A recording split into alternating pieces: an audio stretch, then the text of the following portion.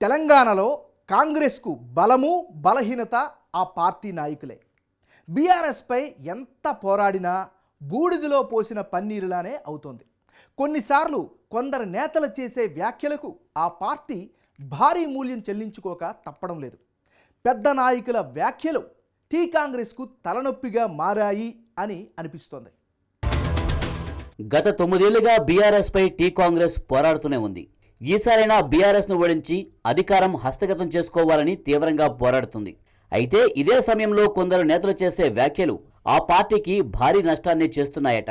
ఇప్పటికే టీ కాంగ్రెస్ ను బలహీనపరిచేందుకు కేసీఆర్ ఎత్తులు వేస్తుంటే, మరోవైపు సొంత పార్టీ నేతలు అసందర్భంగా చేసే వ్యాఖ్యలు ఆ పార్టీని గందరగోళానికి గురిచేస్తున్నారు. రాహుల్ గాంధీపై అనర్హత వేటును ఖండించేందుకు ప్రెస్ మీట్ పెట్టారు జానారెడ్డి.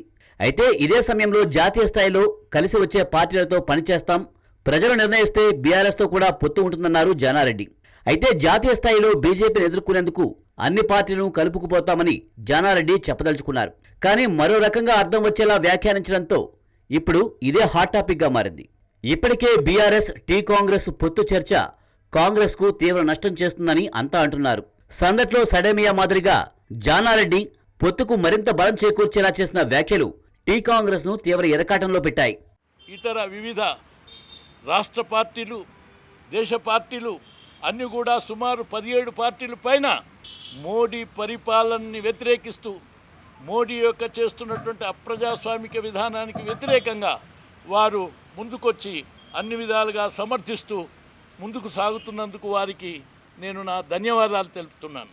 ఇదే పరిస్థితుల్లో అన్ని పార్టీలు కూడా కాంగ్రెస్ పార్టీతో గొంతు కలిపి ముందుకు సాగాలని నేను ఆశిస్తున్నా. అదేవిధంగా కాంగ్రెస్ పార్టీ కూడా అన్ని పార్టీలను కలిపి వారితో పాటు ప్రజాస్వామ్యాన్ని రక్షించడానికి ముందుకు సాగుతుందని చెప్పి మీకు గుర్తు చేస్తున్నా. గతంలో ఇలాగే ఎంపీ కోమటిరెడ్డి వెంకటరెడ్డి చేసిన వ్యాఖ్యలు పార్టీని తీవ్ర ఇబ్బందుల్లోకి నెట్టాయి. కాంగ్రెస్ కు 40 నుంచి 50 స్థానాలు వస్తాయని, సెక్యులర్ పార్టీలతో పొత్తు పెట్టుకుంటామని కోమటిరెడ్డి వ్యాఖ్యానించారు. దీంతో కాంగ్రెస్ బీఆర్ఎస్ మధ్య పొత్తు చిగురుస్తుందనే చర్చ జోరుగా సాగింది. ఆ దెబ్బతో కాంగ్రెస్ కేడర్ మొత్తం గగ్గోలు పెట్టేసింది. నాకున్న 35 సంవత్సరాల రాజకీయ అనుభవంతో చెప్తున్నా, ఏ పార్టీకి 60 స్థానాలు రావు. తప్పకుండా అంగసెంబ్లీ వస్తుంది. కాబట్టి అంగసెంబ్లీ ఇచ్చినప్పుడు ఏం జరుగుతుంది? కాంగ్రెస్ పార్టీ పోయిళ్ళు, Congress party secular party, TRS party భరాసా పార్టీ సెక్యులర్ పార్టీ. ఎవరితో తెలుస్తారు? కేసీఆర్ మాత్రమే వచ్చింది కదా. అంగసెంబ్లీ వచ్చేది మాత్రం గ్యారెంటీ. నేనైతే 100% చెప్తున్నా. ఇక పొత్తుపై చర్చ జరిగేలా గత కొన్ని రోజులుగా బీఆర్ఎస్ వ్యవహార శైలి ఉంది. రాహుల్ గాంధీపై పార్లమెంట్లో అనర్హత వేటు విషయంలో సీఎం కేసీఆర్ తో పాటు బీఆర్ఎస్ పార్టీ నేతలంతా ఖండించారు.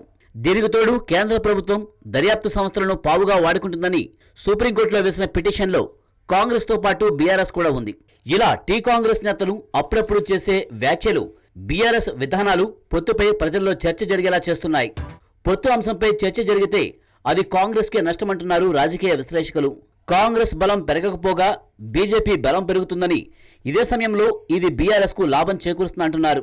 మొత్తానికి టీ కాంగ్రెస్ లో కొందరు నేతలు చేసే వ్యాఖ్యలు ఆ పార్టీకి శాపంగా మారాయి.